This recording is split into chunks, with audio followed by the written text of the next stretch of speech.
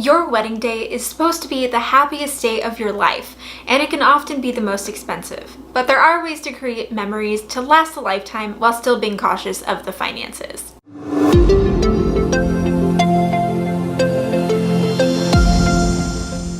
Hi, I'm Marissa with DollarSprout, and today we're talking about clever ways to save money on a wedding. And this is something that I have definitely experienced myself. I got married almost 4 years ago to my husband Jacob. I was 20 and he was 23. We were basically just babies when we got married, which also meant that we had very little money to spend. Jacob proposed in October of my senior year of college. He was already graduated and beginning his career. Our engagement day was one of the best days of my life. I could remember I could hardly sleep the night after because I was so excited. But the next day, it was time to get down to business. We had to figure out how we were going to make this our dream day on a modest budget. Our families were kind and pitched in for our wedding. My parents even told me, "Here's what we have for you. If you don't spend it all, you can keep it." Okay. We decided against taking on debt for our big day, so we ended up with a budget of $10,000 total to cover our wedding. Living in Portland, Oregon, it was a very modest budget, but we were able to make it work. Jacob and I were both on the same page about money even when we were dating. We had $80,000 of student loans at the time and knew we wanted to work on paying it off as soon as I graduated. So we decided to make a few decisions in regard to our wedding so we could pay off that debt ASAP. We looked at the entire wedding day and thought about what was most important. Getting married with our friends and family around was obviously the most important. So we went into wedding planning knowing that we are going to have to sacrifice some things that weren't as valuable for us.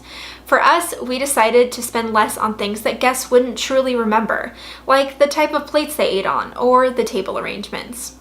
I've been to many weddings myself and remember that the couple got married, maybe the venue, what the food was, or what the dress looked like, but I do not remember centerpieces, plates, or invitations. So we decided that we wanted to spend money on the things that we'd remember and value most, like a good venue, good photographer, and having our friends and family around us. I planned our wedding my entire senior year of college. I ended up graduating in May and we got married in July. We had about 200 people in attendance and we were able to stick to that $10,000 budget. While the day really was our dream wedding, we were still able to find ways to save money. So here are some clever ways to save money on a wedding. Check the guest list. It's great to invite all of your friends and family to your wedding, maybe even your parents' friends. But if you're looking to save money, you'll save a lot right off the bat just by trimming down your guest list. From there, each head that you axe from the list will save you big time on things like seating space, amount of food and drinks needed, invitations, and so on. Wedding attire. You don't need to go to the designer dress shop to snag a wedding gown. Consider shopping sales or even pre-worn wedding dresses at a discount. I got my dress at David's Bridal for around $600 new. We are a military family and they were doing a military discount for Veterans Day, which was a great cost savings. We found Jacob some pants at Nordstrom Rack and he wore those with a white dress shirt. He still has the pants and wears them to work on a regular basis. Event space. When you think wedding, you're probably thinking of a Saturday night, but there can be a lot of cost savings by having your wedding on a Thursday evening or even a Sunday brunch. There's less demand on those days, so vendors may give you a better rate. Summer is also the most expensive season for weddings, so consider having a wedding during an off-season for more money savings. Invitations. You've probably seen some amazing invitations in all of those bridal magazines, but this is an easy DIY project that can save so much. We found an invitation design that we had customized and printed. From there, I had friends from college to help me glue a pretty pink paper to the back and make it look a little more high-end. It was a fun DIY project that saved so much. Choosing a florist. When we were planning the wedding, I reached out to a professional florist to see how much it would cost to get just my bouquet done. She quoted me at about $300 for one bouquet. Instead of going this direction, my mom had a friend who was skilled at floral design. So she went to the market and picked up and arranged all bridal party bouquets and boutonnieres for $300. They looked beautiful and it was a huge cost savings. We also used the bridesmaids' bouquets as centerpieces for the head table during the reception. Floral selection. When choosing wedding flowers, pick what's in season. This is a lot more affordable.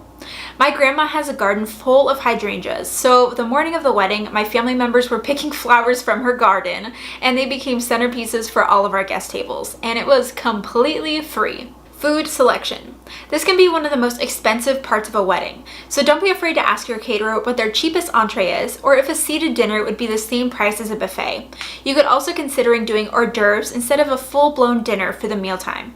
We ended up finding a Texas-style barbecue caterer for our wedding. It was different but also very affordable, and people loved it. To this day, guests from our wedding still tell me how good our wedding food was. As far as alcohol goes, rent a venue that allows you to bring your own booze, or you could forgo alcohol altogether for a sizable cost savings. Booking up-and-coming vendors.